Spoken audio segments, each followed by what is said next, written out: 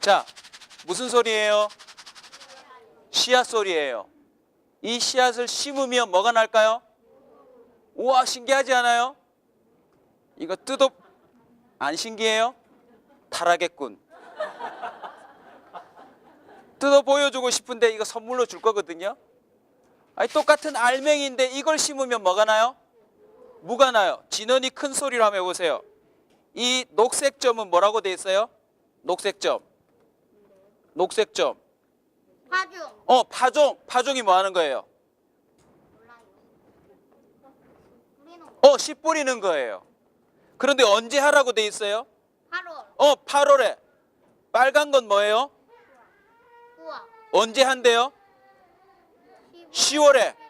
그러면 이거는 7월 달에 뿌리면 돼, 안 돼? 안 되는 거예요. 자, 태영이 한번 말해보세요. 이건 무슨 씨앗이에요? 상추예요. 자, 상추 뒤에 보세요. 상추는 언제 뿌려야 돼요? 파종 어디 뿌려야 돼요?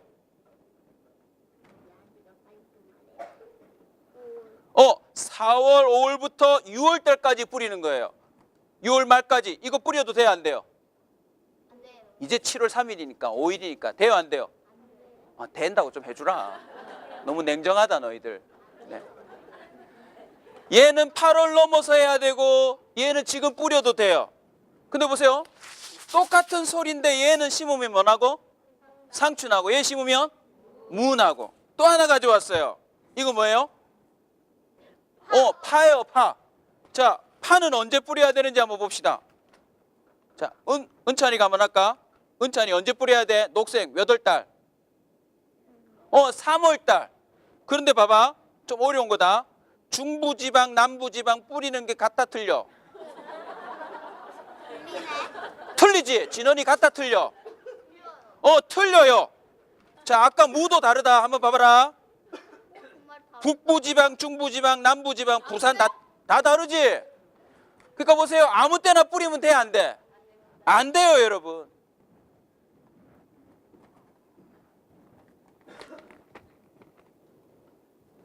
맞게 뿌렸다고 쳐요.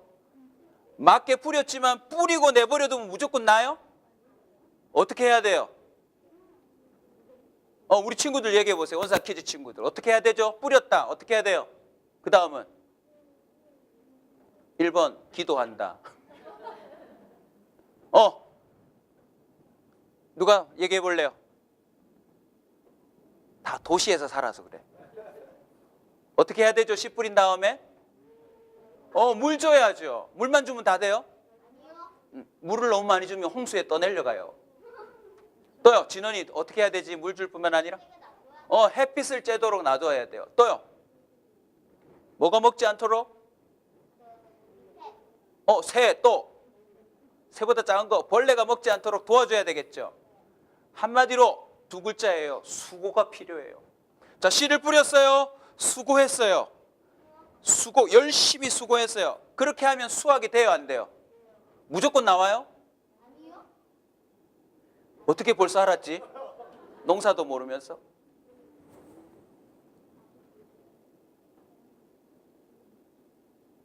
따라서 합시다. 수확은 은혜다. 우리 어린 친구들 꼭 기억해야 돼요. 수확은 뭐다? 누구로부터 오는? 하나님으로부터. 씨를 뿌리고 수고하고 농사해 본 사람은요, 신기하게도 알아요. 이거 내가 하는 게 아니라는 사실을. 우리는 수확하는 것들을 통해서 반드시 깨달아야 돼요. 내가 하는 게 아니다. 이건 내가 하는 게 아니다. 하나님이 주시는 것이다. 맥주절은 어떤 날입니까? 첫 열매가 나오는 장면을 보면서 이건 내가 씨를 뿌리고 수고는 했지만 내가 한 게 아니고 뭐다? 두 글자? 은혜다. 누구로부터 오는? 다시 한번 반복 복습합시다.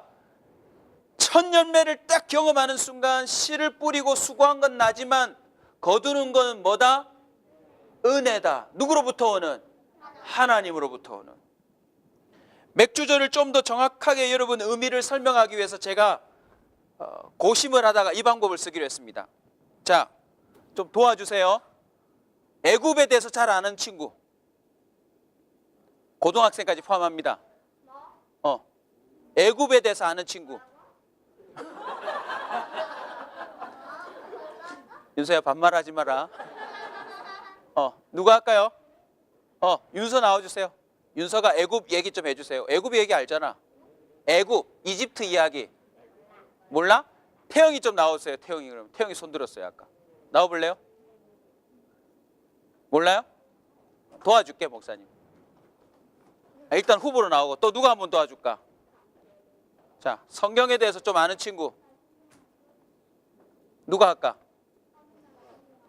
어른들 걱정하지 마세요. 어른 안 시킵니다. 네, 걱정하지 마세요. 떨지 마세요. 네. 자, 우리 고3 한번 부르겠습니다. 찬행이. 고2. 찬행이. 네. 윤서는 오빠 늘 따라다니거든요. 네. 자, 수고. 그다음 한 명 더 필요한데 누가 해주면 좋을까? 한 명 더 누가 할까요? 한 명 더 누가 할까? 진원이 하자. 진원이 오늘 해보자. 진원이 오늘 해보자. 민서도 할래? 민서도 와봐봐. 같이 와봐봐. 진원이하고 같이 서보자. 오늘 커플 시켜줄게. 정말.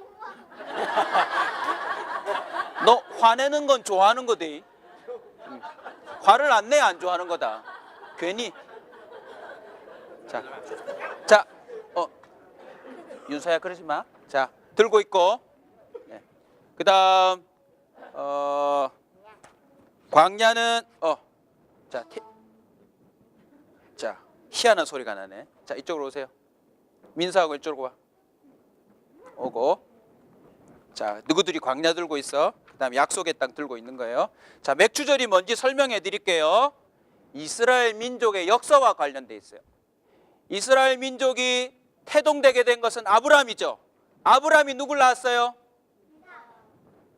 토스트 집 아이다. 이삭을 몇 살에 낳았어요? 100살에 낳았어요. 와, 하나님이 주셨죠. 이삭의 이름 뜻은 웃음이에요. 이삭이 또 누굴 낳았어요? 쌍둥이. 에서와 야곱을 낳았죠. 야곱을 통해서 몇 명의 아들이 나왔어요? 12명이 나왔어요. 와, 대단하죠? 12명이 나오고 거기서 유대인들이 발전하기 시작했는데 11번째 아들 누가요? 요셉이 어디로 팔려갔어요? 이굽으로 팔려갔는데 하나님이 함께 하시니까 수확할 수 없는 걸 수확했어요. 뭐가 됐어요? 그 나라에 총리가 됐죠. 그리고는 그 나라에 흉년이 임했을 때 하나님이 주신 꿈을 해석하고 지혜를 발동해서 다 먹여 살렸죠. 그때 이스라엘 아버지부터 모든 식구들이 어디로 와요? 애굽으로 오는 거예요. 우와, 수확할 수 없는데 하나님 은혜 주셨죠? 주셨죠? 애굽에 머물면서 가뭄을 이기면서 살았지만 세월이 흘렸어요. 몇 년 흘렸어요? 400년요. 자, 애굽에서 이스라엘 민족이 수확한 게 뭐예요? 있는 대로 얘기해 보세요. 인구 수확했어요. 맞아요. 네, 엄마가 도와줬어요. 또요.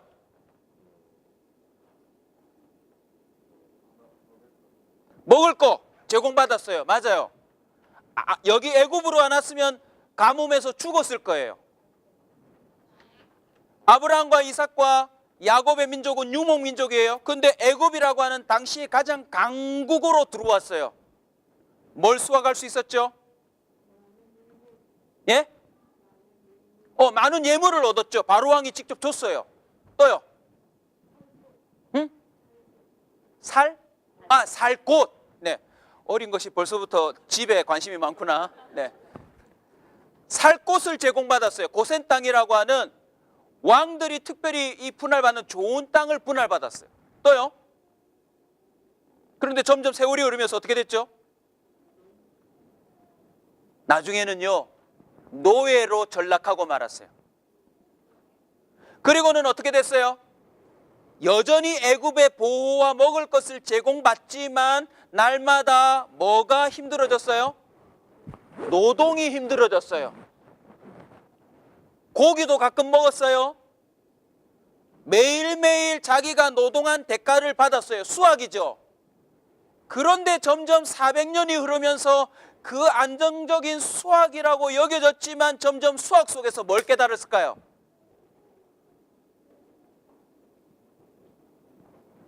뭘 깨달았을까요? 여러분이 한번 생각해 보세요. 우리하고 비슷해요. 현대사회라고 하는 곳에 우리가 머물며 살면서 먹을 거 제공받아요.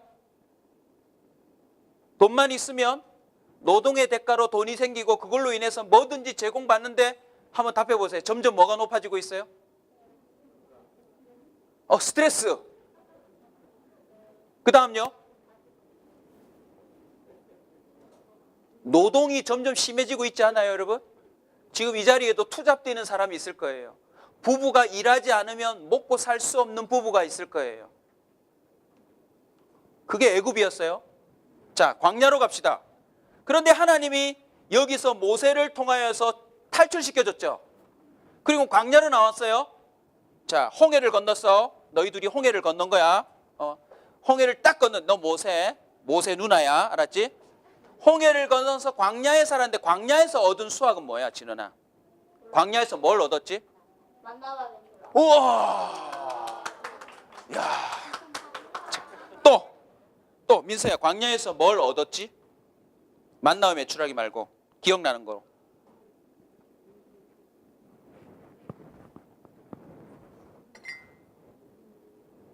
자, 한 모금 먹어. 응. 자, 뭘 얻었지? 구름기둥. 물은 안 나오고 구름기둥. 맞아요. 구름기둥, 불기둥을 수확했어요. 여러분 경험해봤어요, 여러분? 애굽에 있을 때는 상상 못할 건데 애굽 광야로 나가서는 만나와 메추라기를 경험했어요. 누가 주는 음식? 하나님이 주는 음식을 먹어봤어요. 그리고 하나님이 인도해 주는 광야에서의 불기둥, 구름기둥을 경험해봤어요.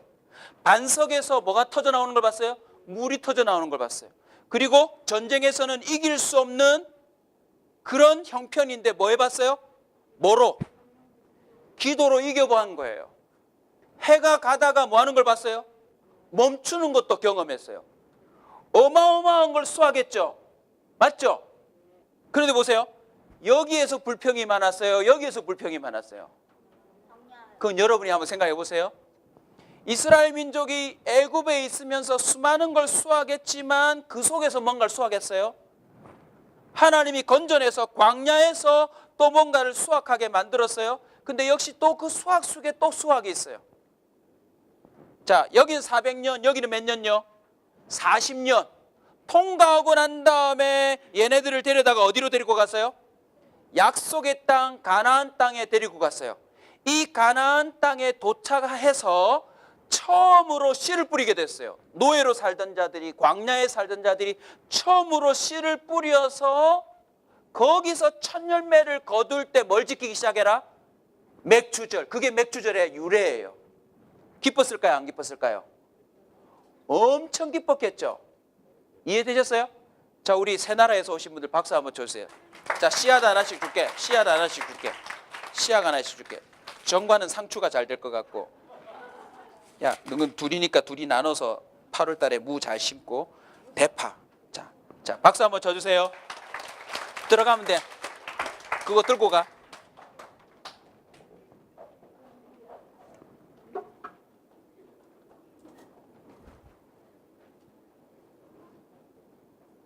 맥주절이 좀 이해가 되세요? 마치 우리의 9월의 역사와 비슷해요.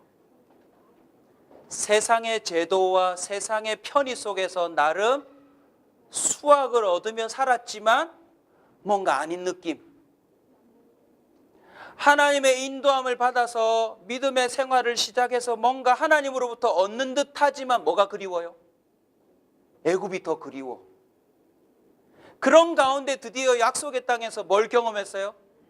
하나님의 말씀이 진짜다라고 하는 것을. 여기서 처음으로 거둔 보리는 그냥 보리가 아니에요. 이스라엘 역사를 관통하는 그 하나님의 말씀이 무엇이었다? 참이었다라고 하는 것을 경험하는 거죠. 이렇게 정리하면 여러분 마음속에 보다 쉽게 정리가 될 거라고 보습니다. 애굽은 마치 우리가 살고 있는 이 시대와 동일하죠. 여기서 얻은 수확은 뭔지 아세요? 오늘 본문으로 근거하면 이거예요. 사람이 떡으로만 사는 게 아니더라.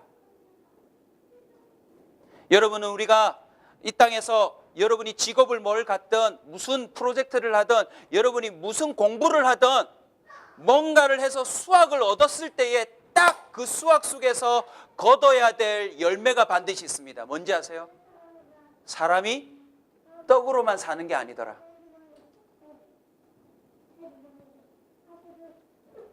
먹고 사는 것도 수확했습니다. 노동도 열심히 했습니다. 큰 나라에 산다라고 하는 자부심도 있습니다. 돈도 들어옵니다. 나름 거기서 지위도 올라가며 성공도 합니다. 그러나 이스라엘 민족은 그때부터 무엇을 수확한 줄 아세요?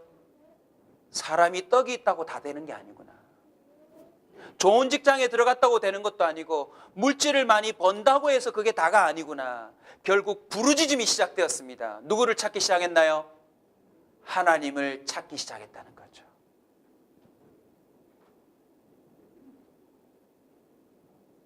모세의 기적으로 왕자가 되는 성공을 거두었지만 모세도 만족함이 없었어요. 그래서 40살에 뭘 저질러요? 살인을 저질러요. 하나님이 필요해. 난 하나님이 필요해. 난 하나님이 필요해. 라고 하는 수확을 애굽에서 그나마 얻은 거예요. 2015년 상반기 기간 동안 여러분은 어떤 수확을 거두셨어요? 나름 열심히 뛰고 달리셨을 거예요. 승진하기 위해서, 보다 나은 삶을 위해서, 보다 나은 결과를 얻기 위해서 다방면으로 뛰고 달리면서 나름 성과도 있었을 겁니다. 근데 결과가 뭐든가요? 솔로몬의 고백에 의하면 그것도 다 헛되더라 라고 말하더라는 것입니다. 이 자리에도 있으리라 믿습니다. 막상 수확해보니 그다지 기쁘지 않네요. 막상 가져보니 또다시 뛰고 고생해야 될 걸 생각하니까 더 엄두가 안 나네요. 근데 여러분, 광야에서 얻은 수확은 또 뭐죠? 수확할 게 없어요. 광야니까. 매일매일 먹고 사는 게 바빠요. 그런데 그것도 누가 주셔야 돼요? 하나님이 주셔야 되는 것 있죠. 근데 신기하게도 홍해를 건너는 경험도 하고 만나와 메추라기도 경험한 거예요. 오늘 본문에 보시면 주님께서 직접 말씀을 하시죠. 이 광야 40년을 통과하는 동안 뭐가 헤어지지 않았어요? 옷이 헤어지지 않았대요. 뭐가 부르트지 않았대요? 발이 부르트지 않았대요. 여러분, 광야 생활에서의 수확, 그 속에 있는 수확이 뭔지 아세요? 따라서 합시다. 말씀대로 살아보니 사라지더라. 할렐루야. 이 중요한 가치를 우리는 반드시 비교해서 생각해야 합니다.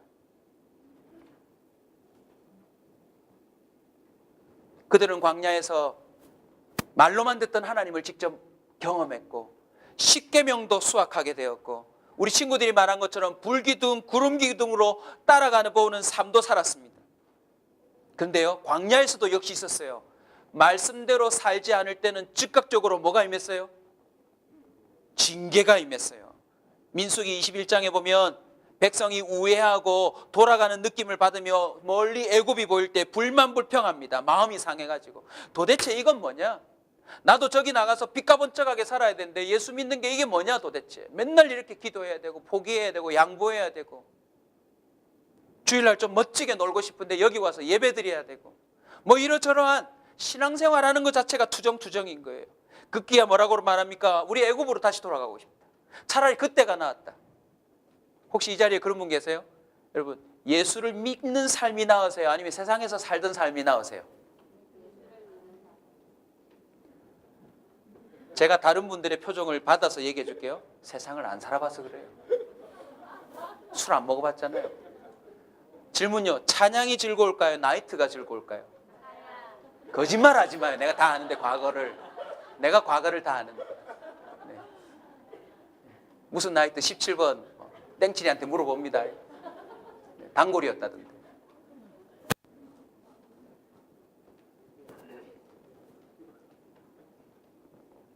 너무나도 중요한 고백이에요.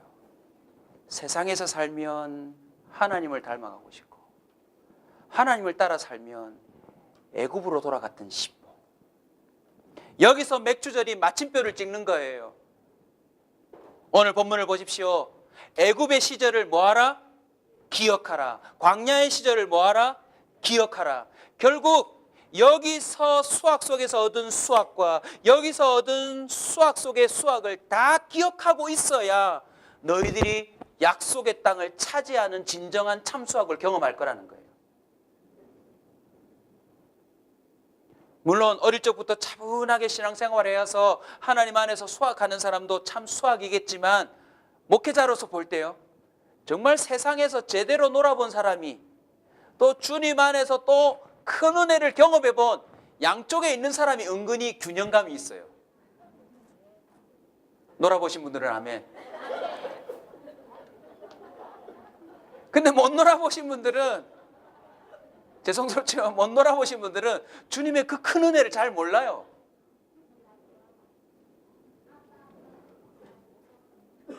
이걸 이렇게 바꾸며 설교를 좀 마무리하려고 합니다. 애굽으로 바꿀게요. 얻었지만 잃은 게 너무 많다. 그게 애굽에서 얻은 수학이에요. 전교 1등은 했는데 잃은 게 너무 많아. 악착같이 해가지고 대출 받은 거 다 갚고 집도 사고 차도 사고 뭐도 다 했는데 뒤돌아보니 잃은 게 너무 많아요. 정말 악착같이 힘들게 이 어렵고 힘든 제도 속에서 이 제도를 다 맞춰가며 다 해가서 끝내는 얻어봤는데 나중에 보니까 잃은 게 더 많더라. 막상 얻었지만 이건 내게 별 의미가 없더라. 하나님을 향한 갈망함을 갖는 그 삶이 애굽에서의 삶이었던 거예요. 지금도 여전히 기성세대는 좋은 집, 승진, 명예, 권력, 탁월한 어떤 자신의 열매들, 그리고 그 후에 노후들을 기대하며 삽니다. 우리 청년들은 여전히 기성세대를 따라가며 좋은 직업과 직장과 좋은 배우자를 얻고자 은근히 열심히 노력하고 있어요. 청소년들은 열심히 공부하는 것처럼 보이지만 알고 보면 게임 점수를 얻으려고, 보다 나은 아이템을 얻어서 친구들한테 주름 잡으려고, 보다 멋진 외모와 보다 멋진 폼나는 것들을 얻어서 사람들한테 자랑하고 싶어하는 사람들이 있습니다. 시간 관계상 보여드리지 못하지만 얼마 전에 있던 사건입니다. 제주도에서 어마어마하게 양배추가 많이 열렸어요. 그런데 첫 수확의 장면이라고 밑에 나와요. 첫 수확. 양배추 제주도에서 첫 수확인데 장면이 뭔지 아세요? 트랙터 기계를 가져와서 그 양배추를 뽑아내는 게 아니라 다 갈아엎어요.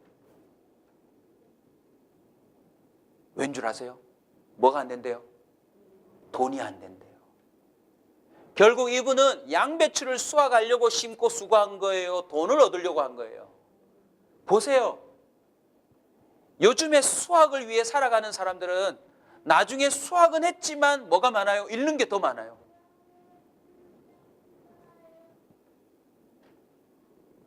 여러분 상반기 동안 뭘 얻으셨습니까? 그 속에 잃은 것이 없는지를 셈해 봐야 합니다. 광야에서의 삶은 무엇입니까? 바꾸면 이렇습니다. 따라서 한번 합시다. 잃었지만 얻은 게 너무 많다. 광야는 많은 걸 잃어버렸습니다. 제일 중요한 잃어버림이 뭔지 아세요? 안정감을 잃어버렸어요. 노동도 있고 힘듦도 있고 고통도 있고 욕먹음도 있고 어렵지만 뭘 버려야 돼요? 모든 안전장치를 다 버려야 돼요. 대책 없는 삶이에요. 근데 거기서 뭘 얻었어요? 전지전능하신 하나님의 보호를 그는 얻는 역사를 경험합니다. 오늘 우리 간사님이 간증해 주신 내용도 동일합니다. 잃었다라고 속상해하지 마세요. 잃는 것 중에 뭐가 많아요? 알고 보면 수확이 더 많아요. 상반기 동안 하나님을 따르는 것 때문에 매출이 많이 오르지 못한 사람들 속상해하지 마세요. 하나님의 말씀대로 살아보려고 노력하다가 손해본 것들, 잃어버린 것들 속상해하지 마세요. 우리 건강을 잃어버린 사람들도 몇 분 계신데 건강을 잃어버렸다고 너무 속상해하지 마세요. 자기가 소중히 여기는 걸 잃어버렸다고 생각되시는 분 속상해하지 마세요. 상반기 동안 난 정말 많은 걸 잃었다라고 생각하시는 분 속상해하지 마세요. 독일의 정치인인 마키 바덴이라고 하는 사람이요, 어느 지방에 여행을 갔다가 돈이 없어가지고 값싼 여관에 머물렀어요. 근데 하룻밤을 지내었는데 아침에 일어나 보니 신발을 잃어버렸어요. 구두를 잃어버린 거예요. 너무 화가 나가지고, 아니 도대체 좀 비싼 사람들, 부자들 거 훔쳐가지 나같이 가난한 사람 걸 왜 훔쳐가냐고 막 화가 이렇게 났어요. 그때 친구 한 사람이 자신의 헌신발을 빌려주면서 주일이니까 어디 가자? 교회 가자 하고는요, 교회를 데리고 간 거예요. 마지못해 교회 갔는데 탁 앉았는데 누구를 목격한 줄 아세요?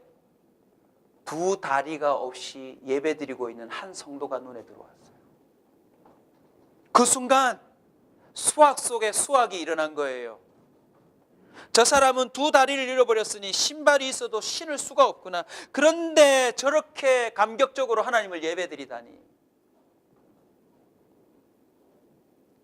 그때부터 회개하고 진정한 신앙의 삶을 시작해서 그의 인생이 달라졌는데 어떤 수확을 거둔 줄 아세요? 독일의 재무부 장관이 됐대요. 좀 유치해 보입니까? 우리 아이들을 위해서 준비한 예화입니다.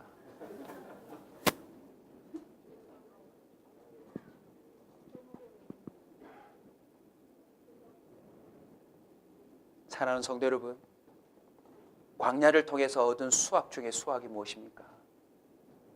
말씀만 따라가면 하나님이 책임지신다입니다. 눈에 보이는 왕도 없고 변변한 무기도 없고 변변한 화려함들이 다 사라지고 없지만 하나님을 말씀 따라 살아가면 하나님이 직접 인도하시고 책임지시고 채워주시고 공급해 주신다라고 하는 놀라운 수확을 경험한 것입니다. 그리고 그것은 시작에 불과했습니다. 광야는 광야로 끝나지 않습니다. 약속의 땅으로 들어가는 수확을 얻게 된단 말입니다. 그래서 우리 인생을 뒤돌아볼 때 우리는 반드시 거두어야 될 수확이 있는데 뭔지 아십니까? 광야로 나가 하나님을 경험하는 수확을 해봐야 합니다. 우리 사장님이 월급 주는 거 말고 하나님이 먹이시는 만나와 메추라기도 먹어봐야 합니다. 내가 안정감을 여기며 평생 쥐고 붙들고 살아왔던 걸 놓아봤는데 하나님이 인도하신다는 것도 경험해봐야 합니다.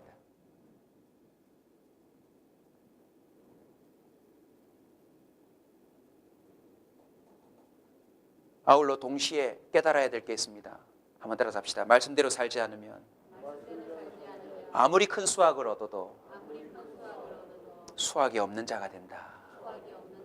학개서 1장 6절에 보면 이렇게 기록하고 있습니다. 너희가 많이 뿌릴지라도 수확이 적으며 먹을지라도 배부르지 못하며 마실지라도 흡족하지 못하며 입어도 따뜻하지 못하며 일꾼이 싹을 받아도 그것을 구멍 뚫어진 전대에 넣음이 되느니라. 맥주절의 의미가 무엇입니까? 하나님 안에 머물러 있을 때 온전한 수확이 오지, 하나님 말씀 안에 머물러 있지 않으면 아무리 큰 수확이 와도 그건 수확이 아니다라고 하는 정의입니다. 하나님의 말씀은 오히려 세상의 원리와 역행하는 듯 싶습니다. 그러나 거기에 참 수확이 있습니다. 마태복음 10장 39절입니다. 한번 따라서 합시다. 자기 목숨을 얻는 자는 잃을 것이요 나를 위하여 자기 목숨을 잃는 자는 얻으리라. 신명기 10장 13절입니다. 내가 오늘 내 행복을 위하여 내게 명하는 여호와의 명령과 규례를 지킬지니라. 우리 하나님의 말씀은요, 우리의 행복을 위한 말씀입니다. 말씀을 따라 살면 거기에 참 수확이 있는 줄 믿으시길 바랍니다. 7월 한 달 하프타임이란 주제로 말씀을 계속 나눌 겁니다. 축구로 치면 잠깐 쉬는 시간이 아니라 전반전을 마무리하고 역전해야 될 결정적인 타임입니다. 기도 외에는 이런 종류가 나갈 수 없다고 하는 마가복음 9장 29절처럼요, 여러분 기도 외에는 참 수확을 할 수 있는 방법이 없음을 기억하시기 바랍니다. 씨앗 중에 최고의 씨앗은 무엇입니까? 바로 이 66권의 말씀입니다. 7월부터 시작해서 열심히 말씀과 기도의 씨앗을 뿌리고 여러분의 삶을 가꾸어 보십시오. 만약 여러분의 삶이 말씀과 기도와 점점 멀어지는 삶의 구조라면 이게 바로 애굽이구나 라고 작정하시고 과감하게 광야로 나가는 도전도 해볼 수 있기를 바랍니다. 아무리 큰 수확이 있어도 하나님과 점점 멀어진다면 여러분은 수확과 상관없는 인생으로 가고 있다는 것을 기억해야 합니다. 사람이 떡으로만 살 것이 아니요 여호와 입에서 나오는 모든 말씀으로 사는 줄을 네게 알게 하려 함이라. 그게 바로 주님이 광야와 애굽을 통과하며 우리에게 주고자 했던 수확인 것입니다. 사랑하는 성도 여러분, 말씀을 순종할 때 하나님이 주시는 수확을 할 수 있는 줄 믿으시기 바랍니다. 홍해도 갈라집니다. 5,000명도 먹일 수 있습니다. 하루에 3,000명씩 주께로 돌아오는 역사도 일어날 수 있습니다. 죽은 자도 다시 살아나는 역사가 일어날 수 있습니다. 이사야 43장 7절 한번 따라서 합시다. 내 이름으로 불려지는 모든 자, 우리를 말합니다. 내 이름으로 불려지는 모든 자. 또 따라서 합시다. 내가 내 영광을 위하여 창조한 자를 오게 하라. 그를 내가 지었고 그를 내가 만들었느니라. 맥주절의 마지막 의미가 뭔지 아십니까? 너는 그거 하나 나온 거 보면서 기뻐하는데 그거 아니, 내가 너 만들었어. 내가 너를 지었단다. 십자가와 관련하여 선포하면 이렇습니다. 내가 십자가로 얻은 수확이 바로 너야. 그 광야의 삶과 그 통과하기 어려운 너희들의 그 죽음의 문을 통과하여 얻은 수확이 바로 너란다라는 것입니다. 우리 주님은요, 우리를 수확하기 위해서 십자가에서 모든 것을 잃어버리셨습니다.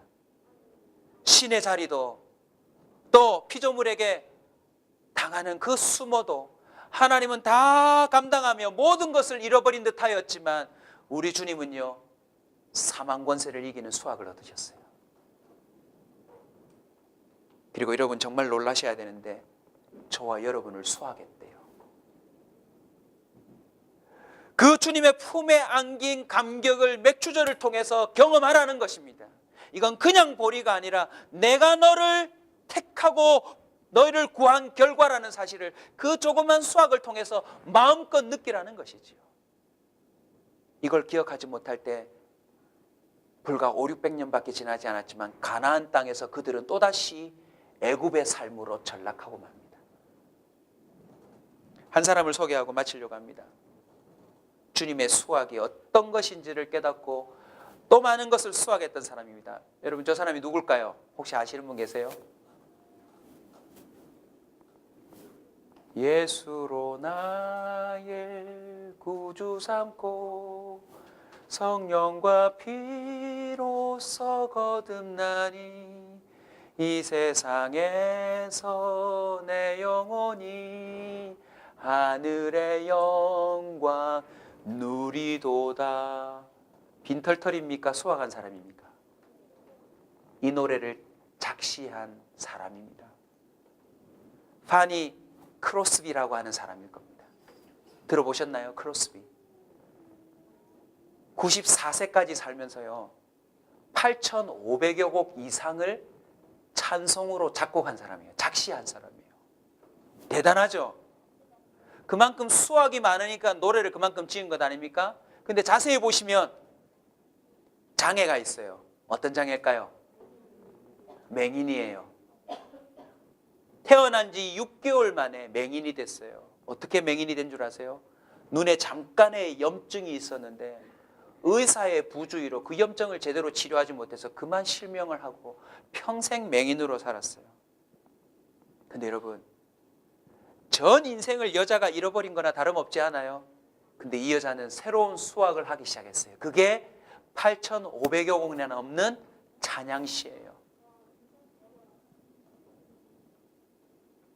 어느 날 이분이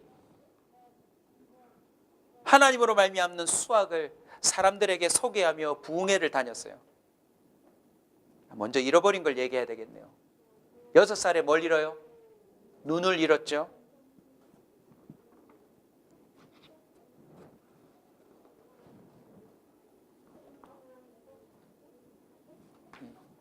원고가 뒤죽박죽이 돼가지고 어디로 갔나 안 보이겠네. 네. 6개월에 눈을 읽고 5개월쯤 있다가 아버지가 죽어요. 그리고 할머니를 얻어요.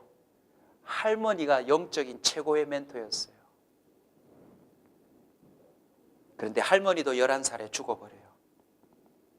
감사하게도 38살 늦은 나이에 맹인 교수 벤 엘스틸이라고 하는 멋진 사람하고 결혼합니다. 그래서 애가 바로 생겨요. 그런데 애가 1년 뒤에 죽어요. 인생을 뒤돌아보면 모든 걸 다 잃어요. 눈도 잃고 아버지도 잃고 모든 걸 다 잃어요. 그런데 이 여자는 누굴 얻어요? 하나님을 얻었어요. 우리 온사키즈 친구네 9살 있어요. 9살. 9살 손 들어보세요. 민서가 한번 나와볼래? 여자니까. 자, 민서 나올래? 오케이. 마이크 좀 켜주세요. 아니요, 이거 하면 됩니다. 네. 크로스비가 9살 때 고백한 거예요. 한번 읽어볼게요. 읽어봐. 자. 여기 읽어봐. 여기. 반주 좀 해주세요. 나는 얼마나 행복한 사람인가.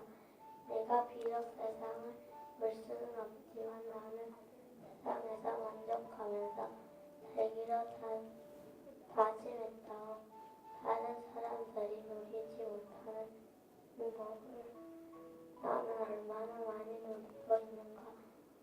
다른 사람들을 울기도 하고 연수도 짓지만 나는 그렇게 할 수가 없고 그렇게 하지도 않을 것이라고. 나는 시각장애라서 못 보니까 울 일도 한숨 쉴 일도 오히려 없어. 9살짜리의 고비라고 믿어지세요? 나는 보지 못해서 오히려 울 일도 한숨 지을 수도 없어. 나는 행복하기로 결심했어. 나는 얼마나 많은 것을 누리고 있는가. 그 많은 찬송시를 지어서 전국적으로 소문이 나자 목사님들이 이분을 초청하기 시작했어요. 어느 날 부흥 집회에 참석해서 간증을 많이 했는데 목사님이 이 크로스비를 찾아와서 딱한 눈으로 동정하면서 이렇게 말했대요. 창조주 하나님께서 당신에게 그렇게도 많은 선물을 주셨는데 세상을 볼 수 있는 시각을 선물로 주시지 않은 것은 참으로 유감스러운 일이에요. 크로스비는 이렇게 답했대요. 목사님, 제가 태어날 때 하나님께 기도를 할 수 있었다면 저는 맹인으로 태어나게 해달라고 기도했을 겁니다. 제가 태어날 때 기도할 수 있었다면 맹인으로 태어나게 해달라고 기도했을 거래요. 목사님이 놀라면서 물었어요. 아니, 왜 그렇습니까? 뭐라고 답변한 줄 아세요? 왜냐하면 제가 장차 천국에 이르렀을 때 제 눈이 제일 먼저 보고 좋아할 수 있는 얼굴이 나의 주님의 얼굴이기 때문에 그렇습니다. 눈을 떠서 최초로 보는 분이 하나님의 얼굴이 될 것이기에 나는 내가 기도할 수 있었다면 차라리 맹인으로 태어나게 해달라고 했을 거라고.